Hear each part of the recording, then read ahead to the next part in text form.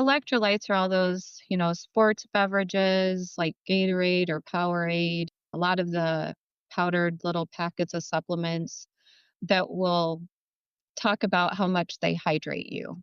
In general, most people don't need those.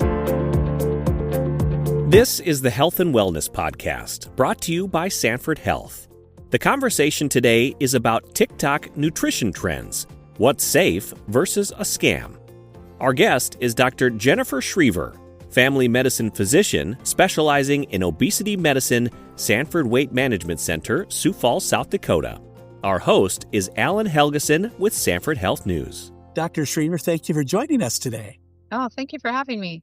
Dr. Schriever, why don't you tell us a little bit about your clinic and what your role is at Sanford Health? Sure. I've been a family physician at Sanford for 22 years, but then starting 3 years ago, I helped develop a weight management clinic where I work full time now.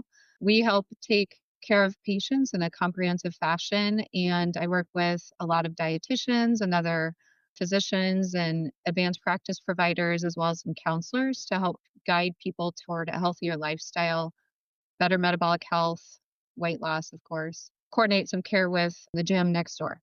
Well, Dr. Schriever, we had the honor of talking with you a little while back, and it doesn't seem like that long ago, but I was looking here, and gosh, it was almost a couple of years ago. We were talking about some of the latest trends on TikTok, and I guarantee you that we're doing an update on that by the time we get done with the podcast and what we've set out to talk about, there'll be new trends. It moves that fast on social media, it seems. So as we talk about these nutrition trends, let's jump right in with both feet. And what are people saying about amino acids and BCAAs? So people are drinking amino acids like it's their morning coffee. What's the science behind all of this, and what are your thoughts? So, amino acids are the building blocks of protein, and we have essential amino acids and non essential amino acids. So, essential amino acids mean you need to get them from your food, and the non essential, really, your body can make those up. Essential amino acids can easily be obtained through a balanced nutrition diet. They're in a lot of protein and dairy products, as well as some nuts and plants and that sort of thing. But you really need a balanced diet to get all of them. Our diet in general tends to be deficient in protein. We haven't had good guidelines of how much protein to get. So, essential amino acids can be used to increase the amount of essential amino acids that your body needs for the day. But amino acids are really important for skeletal muscle. So, as you break down muscle throughout the day, if your calories are not high enough, you're going to break down muscle. If you're working out, you're going to break down muscle. The muscle needs the protein or the amino acids to build that back up. So there's pretty good evidence to support muscle building from essential amino acids as a supplement if your protein is inadequate. There are some more and more data developing that maybe it helps with brain health, cognition. It might help support and prevent dementia. So that's, I think, where the big growth is coming there. And there are also benefits in certain populations, but it just really does come down to how efficient is your body at using the protein that you're getting? How balanced is your nutrition as far as protein content? And then whether or not you're using that amino acid as a supplement to that. So it could be very useful. You could be also going maybe a little bit over and a beyond of what you need for the day when taking a supplement. So, like anything, I mean, there's a lot of good stuff behind it, but people go a little bit farther. And then with that, we're starting to see some things where people are giving the amino acids and electrolytes to their children. What's the expert advice on that? I would really hesitate to give any supplements to children. And also just caution in general with supplements, you want to be sure it's regulated, it's third party tested to be sure it's safe. In general, we're going to do a lot of studies on adults before we ever do any studies on children. So I'd be really cautious about giving a supplement to a child, including amino acids, even though they're the building blocks to protein, without some direct guidance of a dietitian or a doctor who is finding that useful for your child based on your child's certain situation. And I don't think that's going to be very common. that you're going to want to do that to your child. Well, let's talk about some of the differences then, Dr. Schriever, like the difference between essential amino acids, BCAAs, EAAs, who should take what, when, and why. So, branched chain amino acids are made up of three of the essential amino acids. If you're buying a branched chain amino acids, that's all you're getting in that supplement. And often those are in flavored powders, so you can use them to flavor your water. Essential amino acids, also just for short, are called EAAs. So that's the same thing. It's just a matter of what is on the label. In general, EAAs is probably going to be what's in big type, but then somewhere else on the label, you're going to find that it's an essential amino acid. So branched chain amino acids may have been out first or were really popular for a while, especially around a workout where they could be found to be pretty beneficial, but so are essential amino acids. So I'm seeing less and less branched chains available just because they're not providing the complete picture of those essential amino acids. They're not found to be as valuable. That's the main difference there is just the difference. Branched chains are just three of the essential amino acids. As we're working through all these different trends, and like I said, they keep updating and updating, new ones coming along all the time. Now, this next one, we've heard about this for a long time. Let's talk about colostrum. Claims around immune support and gut health. Is there legitimate research around this to back it up? Do you recommend people take this? And if so, who should and why? I know I threw a lot of questions at you. So kind of start wherever you want to jump in on that, Dr. Schriever. Colostrum, you know, there isn't good definitive evidence for benefits in any case for sure. Certainly, there are lots of studies showing that it may help, like diarrhea in HIV patients or in another specific situation like that. The studied doses of colostrum aren't even what is available over the counter. So, then what is the benefit of taking something less? People are hoping it will help immune support, and the only studies that are more convincing are in very high intense athletes because they are so physically active in their sport or events that they might have less immune system that it might support and help that sort of person. But in general, most people, there is not definitive evidence that it is supportive. So the science is based on the benefit of colostrum for newborns, but obviously we aren't going to get a lot of colostrum from that source, and these are coming from cows. So anyone who has any sort of allergy to dairy, or you can have a specific allergy to cows, really should avoid any of these supplements. Certainly wouldn't gear them again towards children. I wouldn't use them for treatment of that. Are they being studied? Certain populations, absolutely, because it's interesting to see, but you'd want that in a very controlled, safe environment with people that really understand what they're doing. Well, I think you talked about some of the side effects and risks with that. Are there even things beyond what you may have mentioned there, Dr. Schriever? When producing the colostrum, each cow is probably going to produce different amounts of immune support or whatever else we're going for in their growth hormone and that sort of thing. So you can't even count on stability from probably dose to dose or supply to supply. You'd also worry about any contaminants. So you'd want a reliable source or some third party testing of those supplements. Side effects could probably still be GI, especially if you have any lactose intolerance or other things that might make you more reactive to something that comes from a dairy product.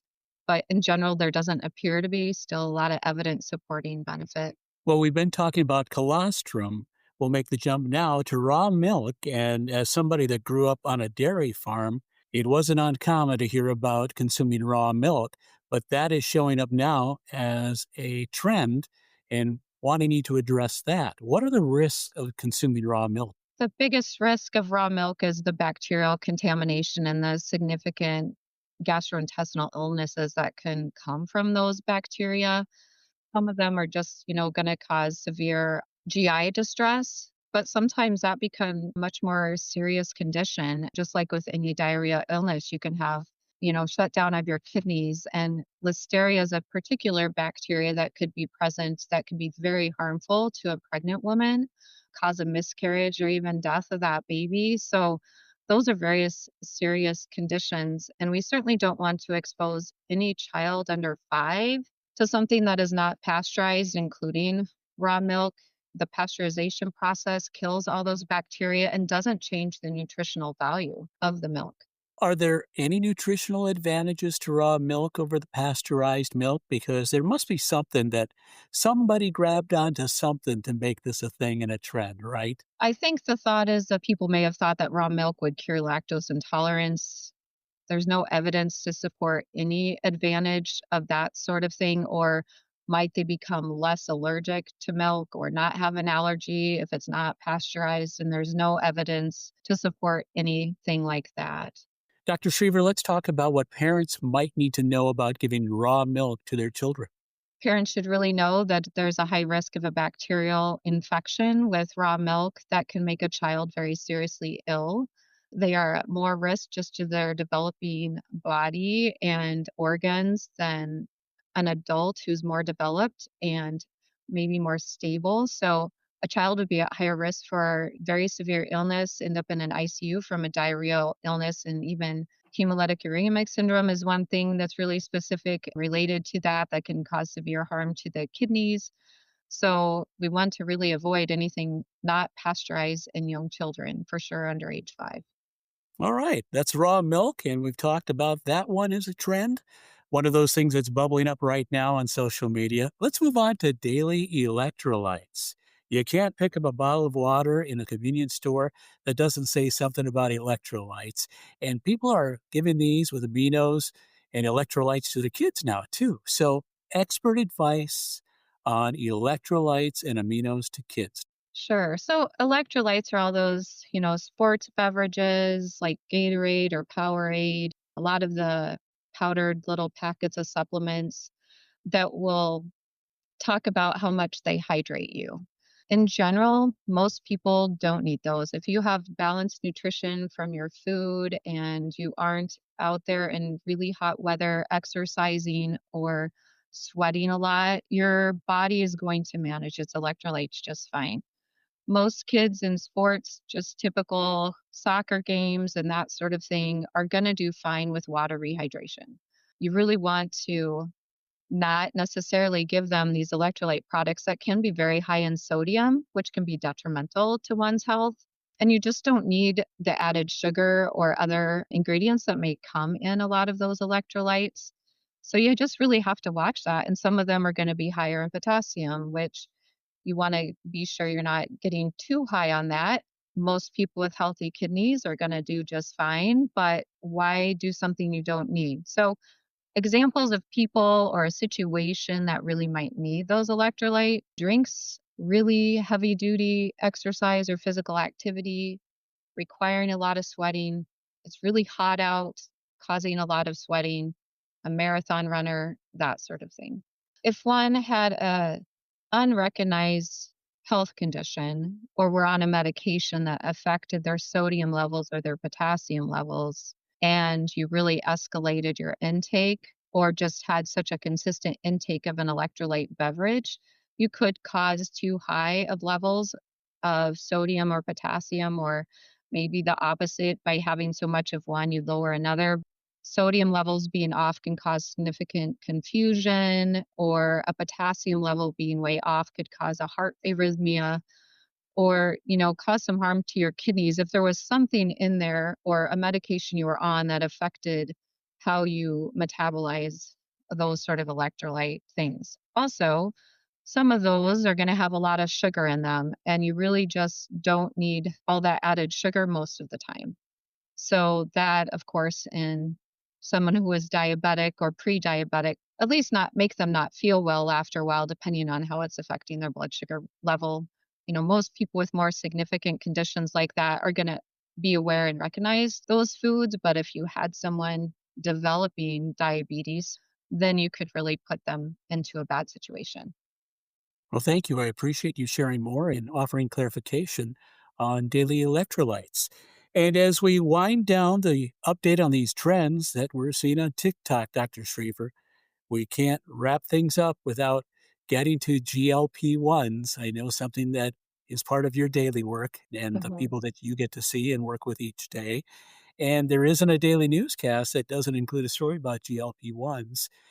What we're seeing a lot now is day in the life videos that are focusing on what people eat while on GLP-1. So let's talk a little bit about that. What do you recommend for a day of eating if you can? And I know that's a lot to unpack in a short amount of time. Is there anything that you maybe want to do to address that in just a short amount of time? It still remains very important when you're on a medication that's gonna suppress your appetite like that to still eat enough. The amount should still be balanced as far as the content. So it's really important. We give out a handout, but it's still important to get enough protein. We still need some carbohydrates and fiber on board. It's best to fuel your body still throughout the day. Your body will recognize if it's starving. And if we really are trying to create some long term maintenance of weight, then we don't want to disrupt our metabolism, cause lower metabolism. It's very easy to feel comfortable with lack of hunger because then we know historically in our past that helped us lose weight. But then that's not sustainable weight loss if we're losing a lot of muscle in that process of weight loss. We'll lose water, fat, and muscle. So it's really important to keep it balanced. And so we'll tell people always eat your protein first and give them a goal of how much to eat, and then your vegetable, so you get your fiber on board, then a healthy fat, save your starch for last. And then that will also help maintain that fullness that you're going for with those products. If your appetite is so suppressed and you're struggling with that, then we'll work with patients on, maybe some sort of protein shake or supplement, or how do we increase the density of calories in your food with healthy food choices, not processed food choices, so that you can get enough nutrition in smaller amounts or maybe smaller frequent meals throughout the day. Are there things that you would say people should really work towards avoiding, Dr. Schriever? Yes, good point. So, the GLP-1s or the injectable medications for weight or even diabetes are going to slow your stomach from emptying. So, food is going to sit in there longer. So, if you have a food that is going to cause heartburn, or upset your stomach, it's sitting in there longer, so you really want to avoid something like that. When you're on these medications too, then you're more likely to have side effects if you're picking some of those extra foods that you really tend to enjoy once in a while. So something that's more fatty or higher in sugar, then I'm going to warn you that you're at higher risk for side effects. You might have more nausea, you might have more heartburn. Instead of constipation, maybe you're gonna get diarrhea or just feel really bloated or like a big gas bubble or that sort of thing. So those are the foods to eat less of. Or if you're at an occasion where there's just gonna be something that you want to at least have a small amount, then let's fill your stomach with some protein and vegetables first to create a good base there that you slow the digestion of those other foods. Well, Dr. Schriever, thank you for joining us and giving us the updates on what's going on. And like we talked about at the beginning of the program, they're going to change probably 9 times before we meet again, right? So Right. we'll have you back again real soon. Dr. Jennifer Schriever joining us on this episode of the Health and Wellness Podcast series. Thanks, Dr. Schriever. Thank you. This episode is part of the Health and Wellness series by Sanford Health. For additional podcast series by Sanford Health, listen wherever you hear your favorite podcasts and on news.sanfordhealth.org.